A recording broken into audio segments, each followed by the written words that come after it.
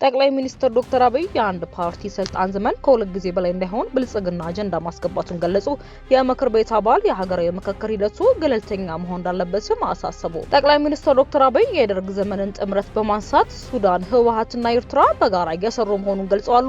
ስማቸው ያልተጠቀሱ ሌሎች የውጭ ተዋናያኖችም ተሳትፎ መኖራቸውንም ጠቁመዋል። ይህንን መረጃ ይዘዋል። 50 ዓመት ፓርቲ መርተ ፓርቲ የሚተኩ ሰዎች ካልፈጠርክ ሌላ 1000 ዓመት ቢሰጥህም አትፈጥርም ማለት ነው ሲሉም ዶክተር አብይ ተናግረዋል። የቮይስ ኦፍ ኢትዮጵያ ቤተሰቦች ሰብስክራይብ ማድረጋችሁን እያስታወስናችሁ በዝርዝር ወደምንመለከታቸው ጉዳዮች እናልፋለን።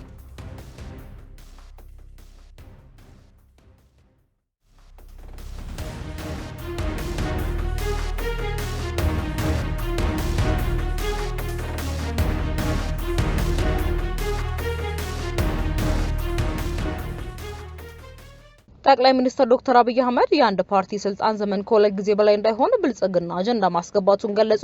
የምክር ቤት አባል የሀገራዊ ምክክር ሂደቱ ገለልተኛ መሆን እንዳለበትም አሳስበዋል። ጠቅላይ ሚኒስትር ዶክተር አብይ ገዢው ብልጽግና ፓርቲ መንግስት በስልጣን የሚቆይበትን ጊዜ በህገ መንግስቱ ከሁለት የምርጫ ዘመን በላይ እንዳይሆን የሚጠይቅ አጀንዳ ለሀገራዊ ምክክር ኮሚሽን ማቅረቡን አስታውቀዋል። ጠቅላይ ሚኒስትሩ ይህን የተናገሩት በዛሬው ዕለት በተካሄደው የህዝብ ተወካዮች ምክር ቤት 5ኛ ዓመት የስራ ዘመን 30ኛ መደበኛ ስብሰባ ላይ ተገኝተው ለምክር ቤቱ አባላት ጥያቄዎች ምላሽና ማብራሪያ በሰጡበትም ወቅት ነው። ጠቅላይ ሚኒስትሩ እንደገለጹት የሐሳብ ፓርቲያቸው በሐምሌ ወር 2018 ይጀምራል ተብሎ በሚጠበቀው ብሔራዊ ምክክር ጉባኤ ላይ እንዲወያይበት ካቀረባቸው አጀንዳዎች መካከልም አንዱ ነው።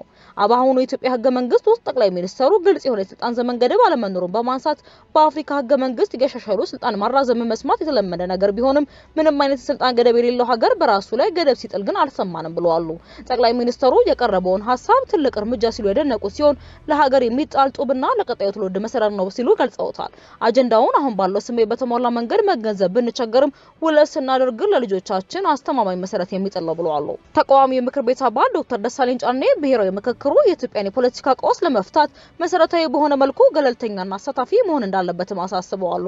በዚህ ዓመት የካቲት ወር ላይ በምርጫው እንደማይወዳደሩ ያሳወቁት ዶክተር ደሳለኝ እውነተኛ ብሔራዊ ምክክርና የፖለቲካ መፍትሄ ላይ መድረስ አለበት ያሉ ሲሆን ሂደቱ በመንግስት ተጽዕኖ ስር መውደቅ ወይንም የፖለቲካ የጊዜ ሰሌዳዎችን ለማሟላት ሲባል መቸኮል የለበትም ሲሉ ተከራክረዋል። ጠቅላይ ሚኒስትር ዶክተር አብይ ዛሬ በተካሄደ ምክር ቤት ውይይት ላይ እንደገለጹት ፓርቲያቸው በግንቦት 2018 በተካሄደው አጠቃላይ ምርጫ ማሸነፉን ተከትሎ አዲስ መንግስት በሚመሰረትበት ወቅት ምንም አይነት ይፋዊ በዓለ ሲመት አይኖርም። ሀገሪቱ ዝግጅቶችን ከማደራጀትና እንግዶችን ከመጋበዝ ይልቅ በቀጥታ የመንግስት ስራዎችን መጀመር ላይ ትኩረት ማድረግ አለባት ብለዋል። ጠቅላይ ሚኒስትሩ ሲያብራሩ ምክር ቤቱ ጠዋት መምረጥ ያለበትን ከመረጠ በኋላ ወዲያውኑ በቀጥታ ወደ ስራ መግባት አለብን ያሉ ሲሆን ካለፈው ምርጫ በኋላ እንደተዘጋጁ አይነት በዓለ ሲመት ማካሄድ አስፈላጊ ያለመሆኑንም አክለዋል።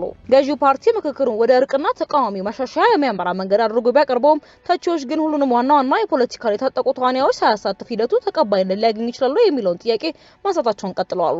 በርካታ የተቃዋሚ ፓርቲዎች ኮሚሽኑ ከተመሰረተበት የመጀመሪያ ምዕራፍ ጀምሮ በብሔራዊ ምክክር ሂደቱ ላይ ከመሳተፍ መቆጠባቸው ይታወሳል። በግንቦት 2016 የ11 ተቃዋሚ ፓርቲዎች ጥምረት ኮሚሽኑ በመንቀፍ የፖለቲካው ግንተኝነት አለበትና አሳታፊነት ይጎለዋል ሲሉ ከሰውት ነበር። ጥምረቱ ሂደቱ የተወሰኑ የፖለቲካ ተዋናዮችን የሚደግፍና ሌሎችን የሚያገል ነው በማለት የኮሚሽኑን ገለልተኝነትና ተአማኒነትም ጥያቄ ውስጥ ከተዋል።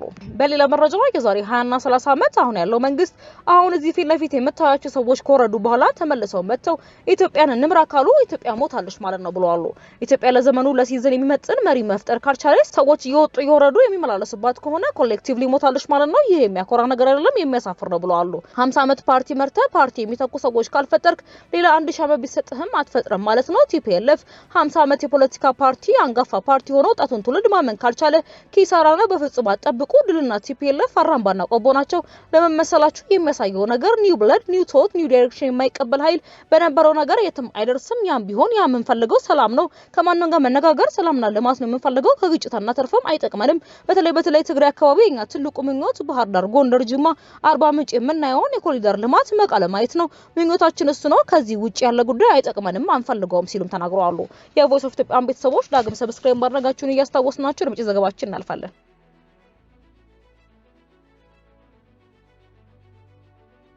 ጠቅላይ ሚኒስትሩ በተያያዘው ዜና የደርግ ዘመንን ጥምረት በማንሳት ሱዳን፣ ህወሓት፣ ኤርትራ በጋራ እየሰሩ መሆኑን ገልጹ ስማቸው ያልተጠቀሱ ሌሎች የውጭ ተዋናዮችም ተሳትፎ መኖሩን ጠቁመዋል።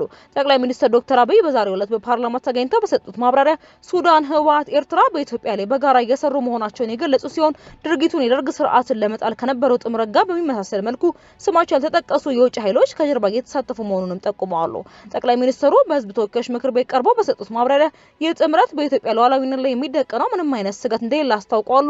ጠቅላይ ሚኒስትሩ ለምክር ቤቱ ሲናገሩ ሻቢያ፣ ወያኔ፣ ሱዳን ይቅርና ሌሎችን ቢጨምሩ ለኢትዮጵያ ሉዓላዊነት ቅንጣት ያህል ስጋት የላቸውም ብለዋል። ጠቅላይ ሚኒስትሩ የእንጨት እጅታው በያዘው እጅ እንደሚመራ የገለጹ ሲሆን ይህንን እጅ ከተባለው ጥምረት በስተጀርባ ኃይል እንዳለ ገልጸዋል። ከጀርባ ሆኖ ለሚንቀሳቀሱ የእነዚህ አካላት በተደጋጋሚ ቢጠቅሱ ማንነታቸው ግን ለይቶ አልተናገሩም። ትኩረቱ ብረቱ ወይንም እጅታው ላይ ብቻ መሆን የለበትም ያሉት ጠቅላይ ሚኒስትሩ ይልቁንም እነርሱ ወደ ፈለገበት አቅጣጫ በሚያዞሩ ስማቸው ያልተጠቀሱ ተዋናዮች ላይ መሆን እንዳለበትም በመጥቀስ እነዚህ ኃይሎች ካሉ ድረስ መሰረታዊ ችግር ሊፈታ እንደማይችልም ተናግረዋል። ጠቅላይ ሚኒስትሩ እንዳሉት ምንም እንኳን ሱዳን፣ ህወሓት፣ ኤርትራ ቀደም ሲል እንደ ኢትዮጵያ አቆጣጠር በ1991 የደርግ ስርዓት እንዲወድቅ ባደረገው ዘመቻ ላይ በጋራ ተባብሮ የነበረ ቢሆንም ዛሬ ላይ ግን ተመሳሳይ ውጤት ማምጣት አይችሉም። አብይ አክለውም ስማቸውን ከጠቀሷቸው 3 አካላት በተጨማሪ ሌሎች ስማቸው ያልተጠቀሱ አካላት ይህንን ጥምረት እየደገፉት መሆኑንም ተናግረዋል። የቮይስ ኦፍ ኢትዮጵያ ቤተሰቦች ዳግም ሰብስክራይብ ማድረጋችሁን እያስታወስናችሁ በሌላ አዲስ ነው የመረጃዎች ዳግም እስክንገናኝ ድረስ በደህና ቆዩ።